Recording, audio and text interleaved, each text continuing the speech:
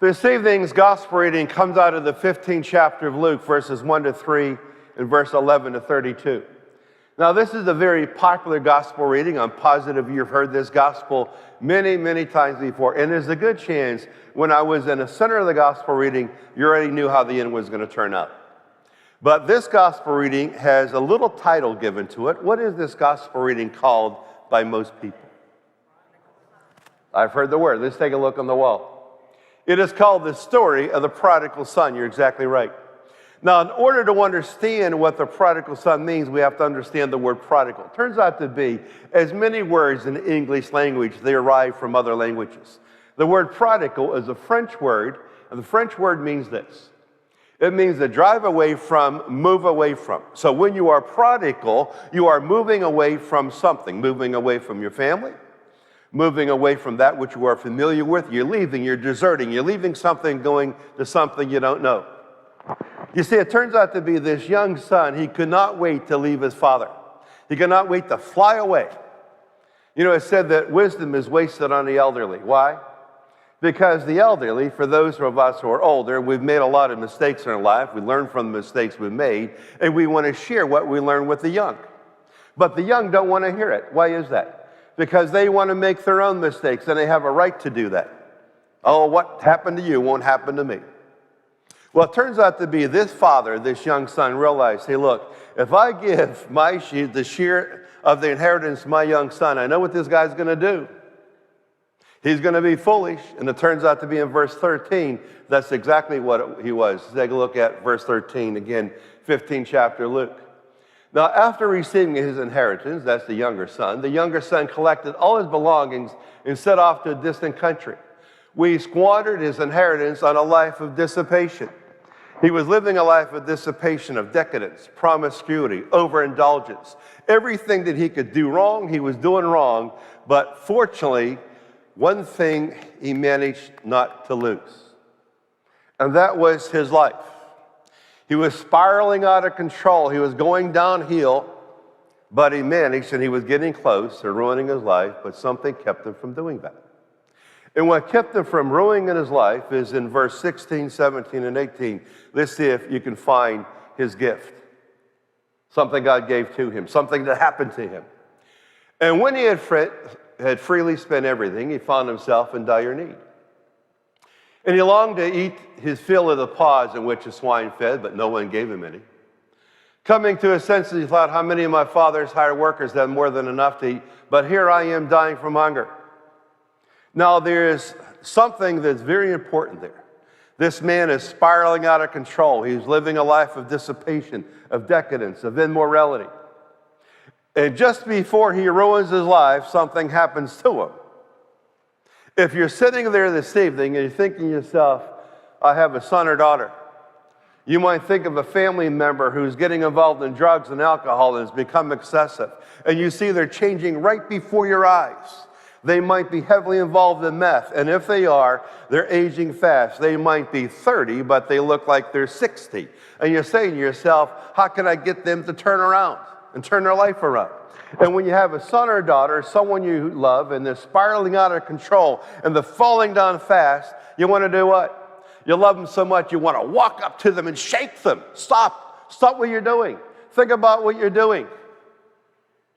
But it's difficult to do that. It's difficult to shake someone and say, look, what are you doing? What would you pray for if you have someone spiraling out of control? Now, you see what the gift is. What happened to this man? He's living a life of dissipation, of decadence, and overindulgence, and something happens right here that saved him from ruining his life. You see what it is? Take a look. I heard some people say it goes 4 lines up from the bottom, and there's the asset. Coming to his senses.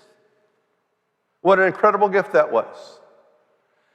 If you have someone in your life right now and they're spiraling out of control, their whole life that's in front of them, they're destroying it and ruining it, and you're saying to yourself, I want to shake some sense into them, but how do I do that?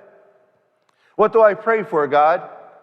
You want to pray, Heavenly Father, allow them to come to their senses.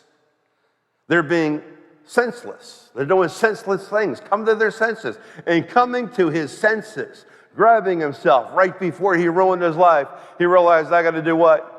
I got to turn around, because he was prodigal, which means he walked away. I got to turn around and go back. And I got to humbly return to my father and say, Dad, I sinned against you, and I'm really sorry. I realize now what I did wrong. And he was lucky because he had a father that was what? Forgiving. You see, if you have someone in your family right now that's prodigal and they walked away and they're getting involved in all kind of excessive indulgences and they're destroying their life and they're raging right before your eyes, and you're praying that they come to their senses, and when they do and when they return, you want to do what? Welcome back.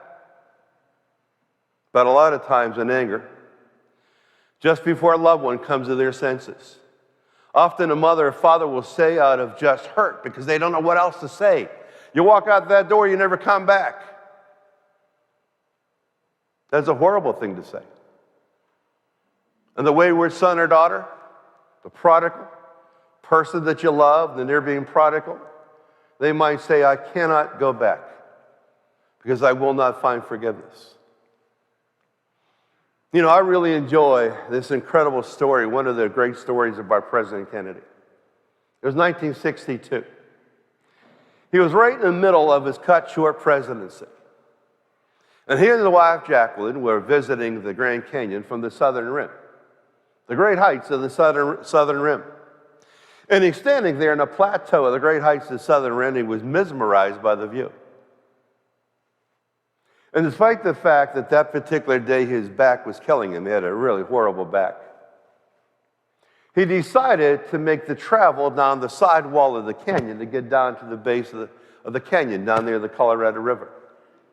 It took him a couple hours, as it would even a person with a good back. But he made it down to the bottom of the canyon, standing right next to the Colorado River. And then he looks up, and he was mesmerized. And in his memoirs, he writes this of his interpretive view of life from the base of the canyon after he experienced the canyon from the high plateau. And he wrote this. He said, it's only when you've been to the depths can you truly appreciate the heights. And that's true.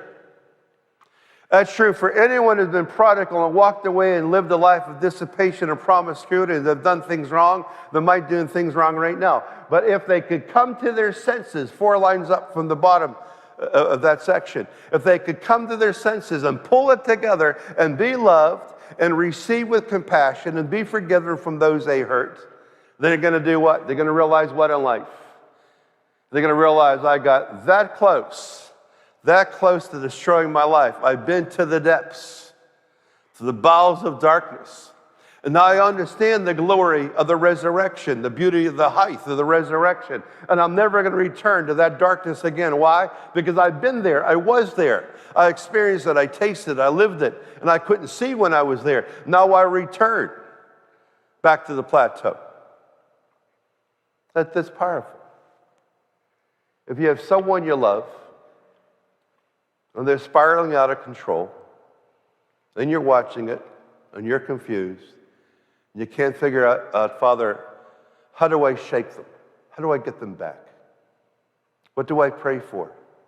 You want to pray for one thing. Heavenly Father, allow that loved one of mine who's spiraling out of control to do one very important thing, to come to their senses.